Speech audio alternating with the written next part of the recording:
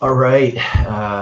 Welcome back to the Debbie Dose. We're going to try to sneak one in here at halftime, and we're going to talk about another one of my favorite prospects in this class. Another my guy that's been a my guy since he broke out as a sophomore, and that's going to be Kendre Miller, junior running back from TCU.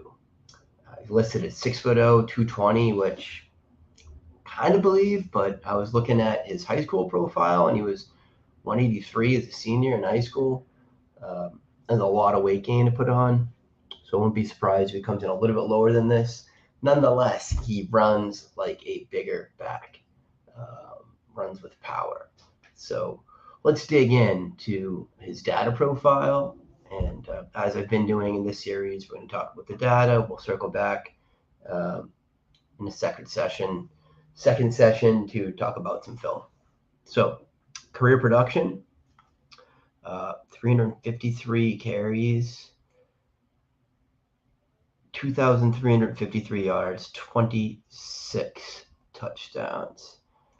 How does that compare to, my composite of the average stud, the composite of guys with a top 24 season? Again, that's a low bar, so I really, want to see these guys hitting these marks. Probably should be using the top 12 guys, but uh, he's low on the rush yards. It kind of makes sense because he didn't really play much as a freshman. Split time with Evans as a sophomore. But this year, um, Miller put up a phenomenal amount of yardage. I'll just look at that number so I can share it with you guys. 1,342 of those yards for this year. So you can see if he came back for a fourth year, or if he'd really had the bulk of the workload last year, I think he would easily have exceeded my threshold there. 26 touchdowns.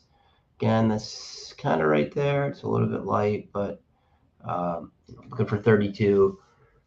But you give him another full season as the starter there, and I think he's got that. 29 receptions, 29 yards, one touchdown. Those are low. This is going to be a theme here with Miller's profile. Um, did not see the receiving volume that I would have liked, um, even as a real workhorse there this year. I will say that of those 29 receptions, 16 of them came this year. That's still not what I'm looking for. I'm looking for 30 receptions as the best season, 29, 30, 60 receptions in a career. It's a good number to have. That's not a pass catching specialist. That's just a guy that projects to be, a three down guy in the NFL. So looking at his market share numbers, um, 27% dominator. That is okay. It's not great. That's his best season. Um, really looking for 32%, but we're not that far off. And again, I think, given the next number, 52% rush yards market share, which is actually a quite good number. That is over the threshold for my, composite stud here. So I really think the reason that he doesn't get there at the dominator is the 6% receptions share. It's a low figure, and that's the void in Kendry's profile, right? Is receiving. As we'll see in a second, is efficiency on a route run basis is fine. It's good. So is it that he can't do it, or just that TCU didn't throw to the backs, or even that Dugan, a rushing quarterback, didn't throw to the backs? Because it's possible that it could be any of those, right? I mean, look at Kenneth Walker last year. Uh, that was the issue with Kenneth Walker's draft profile, was that he didn't catch passes and he was a little bit too small. And turns out he catches passes just fine. He showed us he could do it at the combine, and then he showed us he can do the heck out of it this year in Seattle. So his efficiency numbers are phenomenal. These are, generally make me happy type efficiency numbers. 7.02 yards per touch.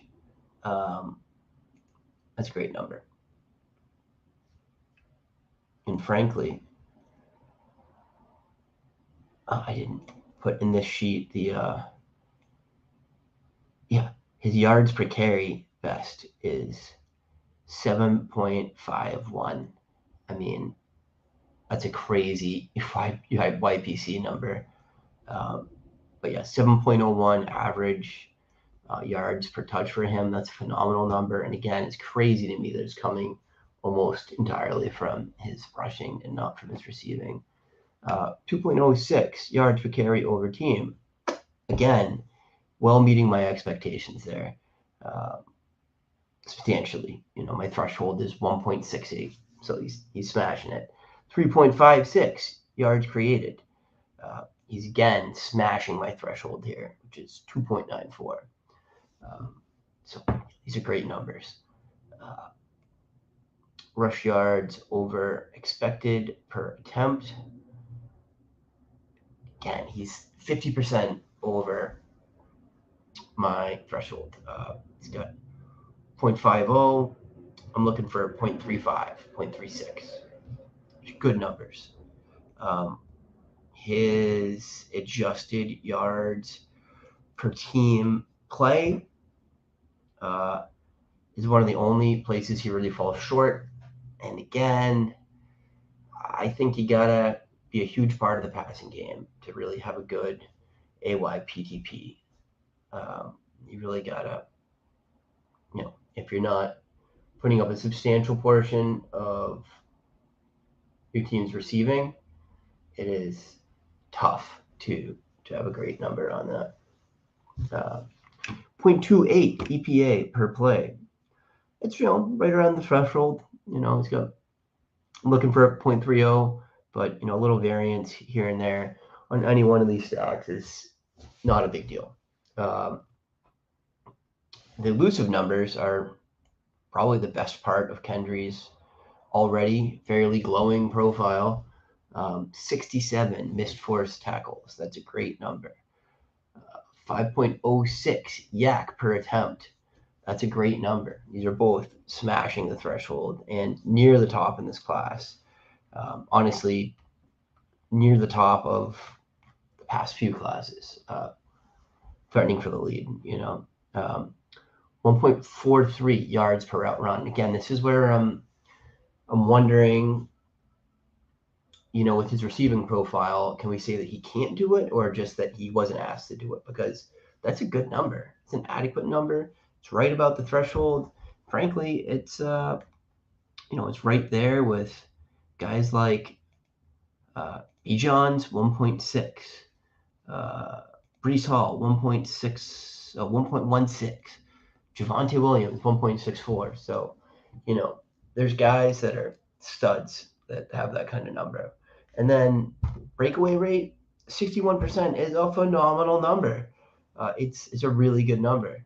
My threshold's 46%, and anything in the 60s it's fantastic. So, sum it up, I love Kendre's data profile. It looks like a back is going to be very successful in the NFL. It looks like an above average starting NFL back just from the data. The concern, of course, which you'd be foolish to discount, would be the lack of receiving volume. But it's hardly the first time that we've seen a guy just not get work because of either the coach or the quarterback. Can he do it? I mean, the higher yards per route run kind of says that he can, or at least that when he ran routes, he was efficient with them and he was targeted at a frequent rate. So Here we go. Check back in for the second part of Kendre Miller's profile. We'll be doing some film work one night this week. I don't think I'm going to get to it tonight. Might be tomorrow, might not. And make sure you like and subscribe. We need your support in the channel. Hop on our feed, our podcast feeds, Spotify, Apple Podcasts.